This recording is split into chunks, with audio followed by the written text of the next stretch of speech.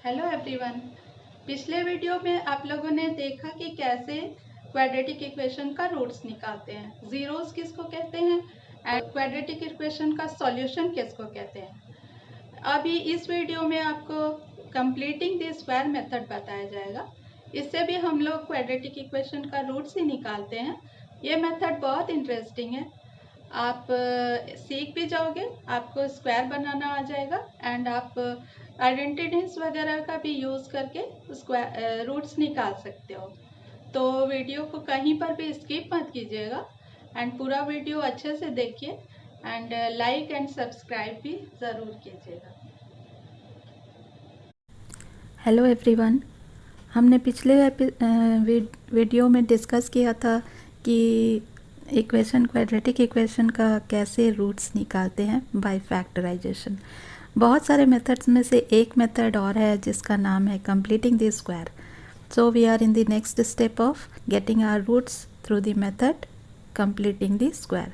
सुनने में और समझने में जितना दिक्कत होता है इस मेथड को, ये एक बार आप सीख लेंगे तो मैं इस तरह से आपको समझाऊंगी कि आप समझ भी जाओगे और कभी भूलोगे भी नहीं। तो सबसे पहले मान लीजिए कि कोई क्वाड्रेटिक इक्वेशन इस फॉर्म में है x square minus 9। X square minus 9 is equal to 0 है। तो अगर हमने 9 को राइट हैंड साइड की तरफ ले गया तो x square is equal to 9 हो जाएगा। 9 को हम स्क्वायर के फॉर्म में इजीली लिख सकते हैं, तो 3 स्क्वायर हो जाएगा। तो x square is equal to 3 square, therefore x, दोनों को रूट ओवर करेंगे तो x will be equal to plus minus 3 और हमारा x का वैल्यूज़ मिल गया है +3 एंड -3 और ये बहुत इजीली हो गया है बाय कंप्लीटिंग द स्क्वायर। तो इस तरह जैसे 9 है उसकी जगह पर दूसरे स्क्वायर्स भी हो सकते हैं, लाइक 64 हो सकता है, 16 हो सकता है, जिसको हम स्क्वायर के फॉर्म में लिख सकते हो। लेकिन सभी वैल्यूज़ या सभी इक्वेशंस इस फॉर्म में नहीं होते हैं। तो जब इस फॉर्म में नहीं होते हैं तब हम लोग कैसे इस इक्वेशन को इस फॉर्म में ले करके आते हैं, यही कंप्लीटिंग द स्क्वायर में समझना है। तो चलिए सबसे पहले हम लोग एक जनरल इक्वेशन लेते हैं, क्वाड्रेटिक इक्वेशन। लाइक हम लोग के पास समझ लीजिए कि इक्वेशन है x square plus 6x plus 2। तो मैं आपको स्क्वायर बनाकर दिखाती हूँ। इसमें जो एक्स स्क्वायर है इसको हम लोग अगर स्क्वायर के फॉर्म में लिखते हैं तो एक्स स्क्वायर हो जाता है एक्स इंटू एक्स और इसका स्क्वायर बनता है एक्स इंटू एक्स। यहाँ पे देखिए आप कि x इंटू एक्स के बाद जो हमारा इक्वेशन में है प्लस 6x, तो ये भी x है इसमें भी। तो हम लोग इसको 2 पार्ट्स में डिवाइड कर लेते हैं। 2 पार्ट्स में डिवाइड करेंगे तो 3x प्लस 3x 6x हो जाएगा। तो हम लोग लेंथ वाइज और ब्रेथ वाइज इस स्क्वायर को 3 बढ़ाते हैं, इंक्रीज़ करते हैं। और x तो हमारे पास है ही, 3 को नीचे लेकर के आएंगे तो 3x हो गया और राइट हैंड साइड लेके जाएंगे लेंथ वाइज तो फिर से 3x हो गया। बट इसमें 3x इसके बाद देखिए कि आपका इक्वेशन में x square plus 6x complete हो गया है, बट ये स्क्वायर के फॉर्म में नहीं है। तो हम लोग इसको स्क्वायर को पूरा कर देते हैं। तो ये हमारे पास एक छोटा सा स्क्वायर बच जाता है जो कि एक कंप्लीट स्क्वायर का पार्ट है। लेकिन ये जो छोटा सा स्क्वायर है ये इक्वेशन का पार्ट नहीं है। तो ये इसका वैल्यू है छोटे से स्क्वायर का 3 इंटू 3 यहाँ पे इस इक्वेशन में। तो 3 स्क्वायर जो है हमको इक्वेशन में माइनस करना होगा। तो पूरे स्क्वायर को हम लोग लिख सकते हैं x प्लस 3 होल स्क्वायर और फिर माइनस कर देते हैं उसमें से 3 स्क्वायर और जो प्लस 2 है इसे भी हम लोग लिख देते हैं क्योंकि इसको भी हमें कैलकुलेट करके सॉल्व करना है। तो अब हमारा वैल्यू आ जाता है x plus 3 whole square minus 3 square plus 2।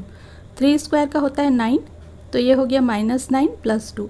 अब -9 से 2 माइनस किया हो गया -7। अब -7 को हम राइट हैंड साइड ले जाते हैं और अब ये आ गया है हमारा स्क्वायर के फॉर्म में।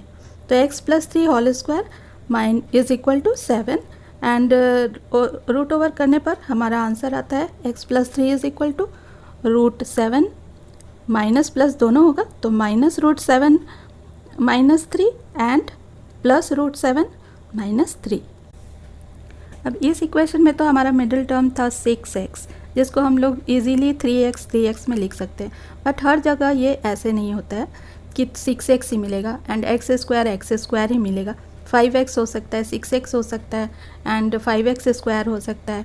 तो according to the equation we have to solve it. And हम लोग यहाँ पे दो और इक्वेशन मीन्स आइडेंटिटीज़ का यूज़ करते हैं जो कि आप हमेशा से करते आए हैं, a + b whole square and a - b whole square.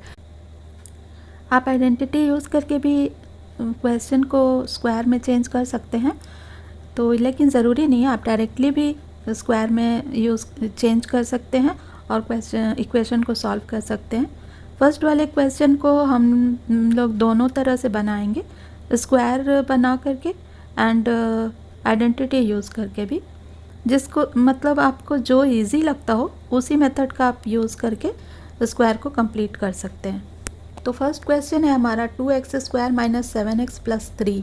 इसमें हमको फर्स्ट वाला जो टर्म है 2x² है, इसको हमें हमेशा 2x² के फॉर्म में ले करके आना है सबसे पहले।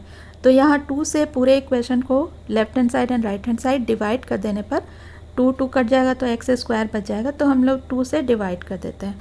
तो हमारा इक्वेशन हो जाता है x² - 7x/2 + 3/2 = 0।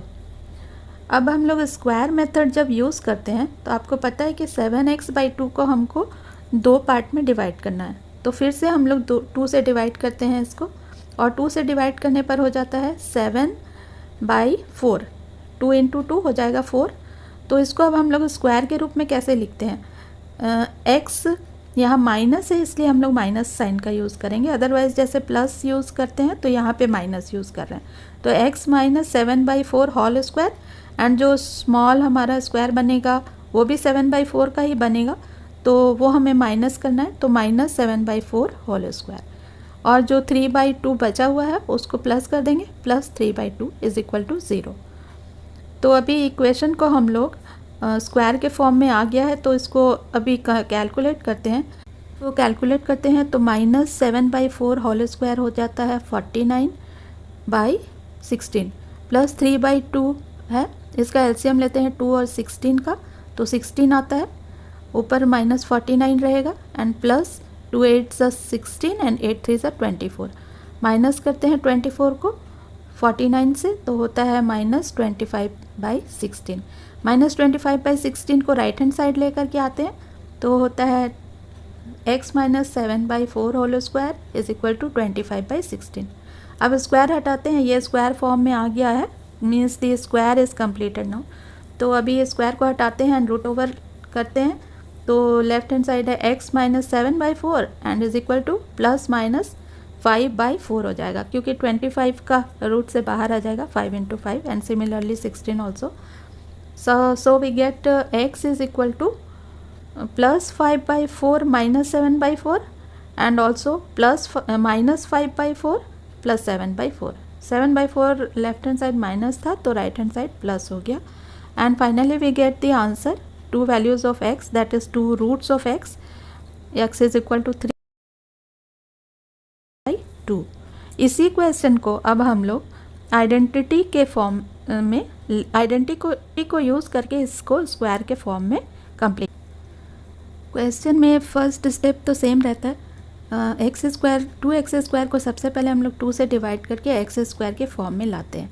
अब उसके बाद जो है माइनस है 7x/2, इसको हम लोग माइनस के आइडेंटिटी को यूज़ कर सकते हैं, a - b होल स्क्वायर के आइडेंटिटी को। इसके लिए हम लोगों को सबसे पहले 2 × a × b जो मिडिल टर्म है उसको लेकर आना है। तो यहाँ पे -7x/2 है, इसको हम 2/2 से मल्टीप्लाई कर देते हैं, तो हमारा आता है 2 × x जो कि a है × 7/4। अब ये 2 × a × b के फॉर्म में आ रहा है, b यहाँ पर 7/4 होगा, तो हमें 7/4 को प्लस करना होगा स्क्वायर, इसके स्क्वायर को, तभी ये स्क्वायर हो पाएगा पूरा इक्वेशन। तो हम लोग इसमें ऐड कर देते हैं 7/4 होल स्क्वायर, और अब हमने चूँकि 7/4 होल स्क्वायर ऐड किया है तो हम लोग इसको माइनस भी कर देते हैं, तो 7/4 होल स्क्वायर को हम लोग माइनस कर देते हैं। अब x² - 2 × x × 7/4 + 7/4 होल स्क्वायर, ये a - b होल स्क्वायर का आइडेंटिटी है। तो यहाँ पर b है 7/4, तो हम लोग इसको लिख सकते हैं x - 7/4 होल स्क्वायर, और जो रिमेनिंग पार्ट है वो एज इट इज़ रह जाएगा। तो -7/4 होल स्क्वायर प्लस 3/2। अब ये पिछले जो कंप्लीटिंग द स्क्वायर का हमने यूज़ किया था, कंप्लीट किया था, बिल्कुल उसी तरह के फॉर्म में ये इक्वेशन आ गया है। अब 7/4 होल स्क्वायर को हम लोग फिर से कैलकुलेट करते हैं तो 49/16 आता है, एंड फिर कैलकुलेट करते हैं 25/16 आता है, एंड देन x का वैल्यू आ जाता है 1/2। तो दोनों में से कोई भी मेथड आप यूज़ कर सकते हैं, जो भी आपको ईजी लगता है। Rest of the questions we will be doing directly by using completing the square method, that is by drawing the square.